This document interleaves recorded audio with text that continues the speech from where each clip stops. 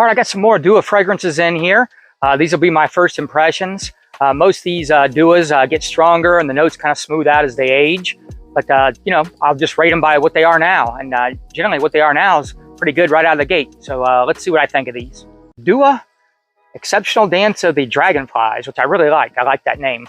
But the real name of it is you'll have to probably go in the description here if you want to know the real name, because I'm going to butcher the pronunciation. But it's La Danza, Delle, Libellule, Exception Edition, Nobile, 1942, which I know that's way off, but just this thing, just to sum it up, it smells like a juicy apple topped with cinnamon and vanilla.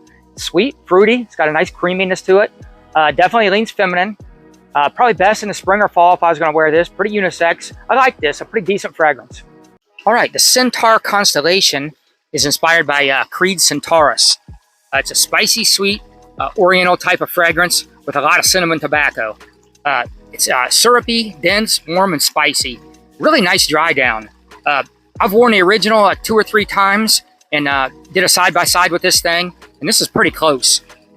This is definitely in the ballpark, 85 to 90% close, and I just think Creed hit a home run with this release.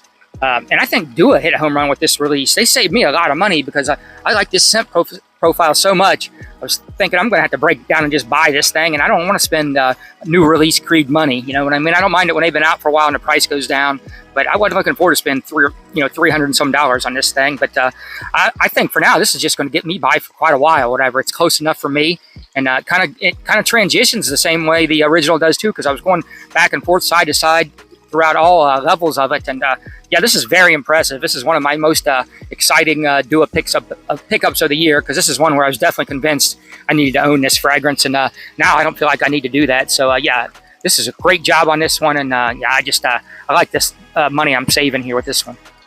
All right, next up is this Purest Tonka, which is inspired by Mugler Amen Pure Tonka. So it smells like a sweet cappuccino with caramel vanilla and like maybe some pancakes sitting on the side.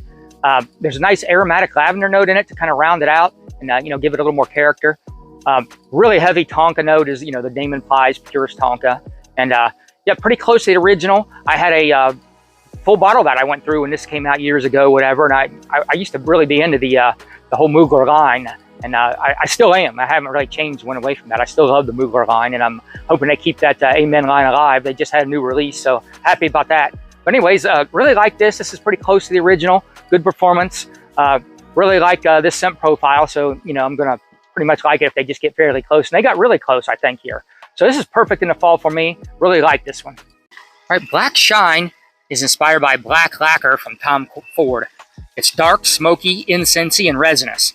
It actually has like a varnish type scent accord mixed in it. There's just a hint of fruits, and there's a really contrasting peony note. Nice woody, ebony base, and not sure how close to the original this is, but definitely leans masculine. This would be good to me going out in the winter, like dressed up, wearing all black. Just kind of has that kind of look and feel vibe about it.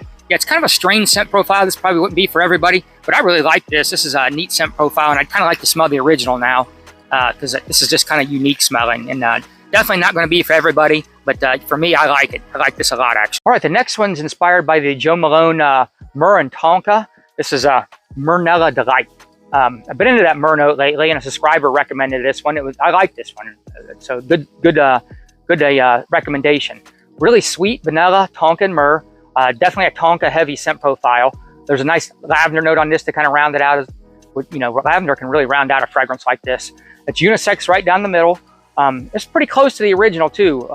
Really smooth and elegant. I was in the Joe Malone store real recently, so I kind of tried to pay attention to that, if it was going to be close to this or whatever. And when I came home and smelled it, was based on what I could remember after just being there, it seemed like it was pretty close. So yeah, this is great for fall and winter. Really like this one, and really enjoying that note of myrrh lately. Intense Eau Homme is inspired by Dior Homme Eau for Men. Starts off with some citrus, then as it dries down, the iris gets more prominent. Really nice iris note too. And then it gets a little powdery. It's just really classy and elegant. I have the sample of the original, and this is pretty close. This is in that 85 to 90% range, really throughout the whole opening, mid, and dry down.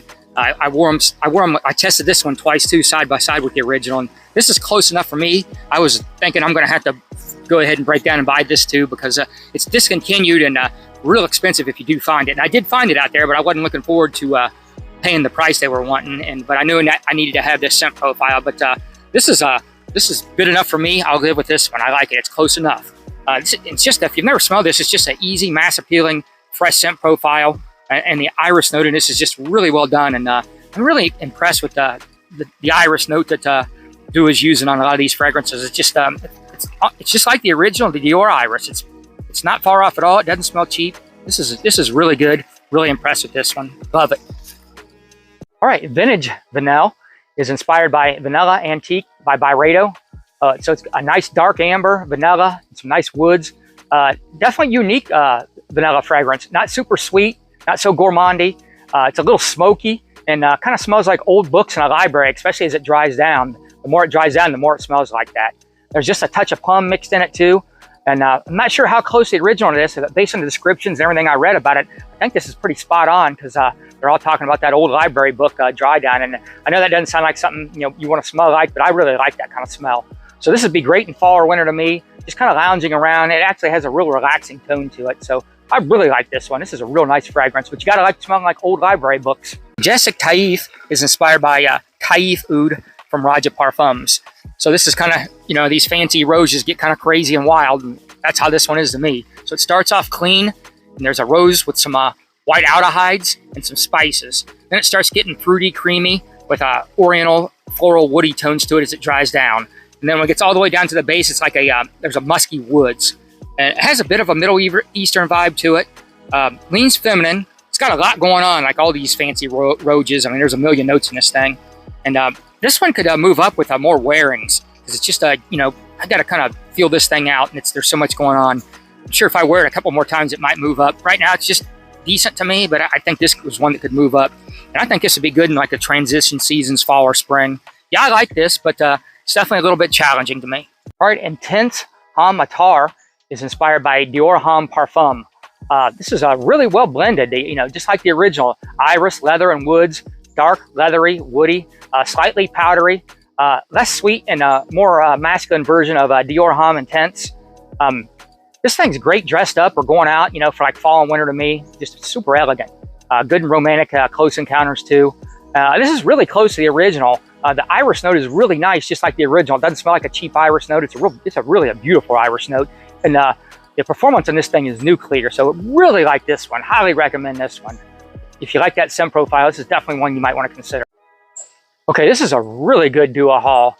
This house is a lot of fun. Just love how they get so close on some of these. And so what are some of your favorite Dua fragrances you guys have been excited about lately? If you made it this far, like, subscribe, and comment. That helps my algorithm. And I appreciate you guys taking the time to watch.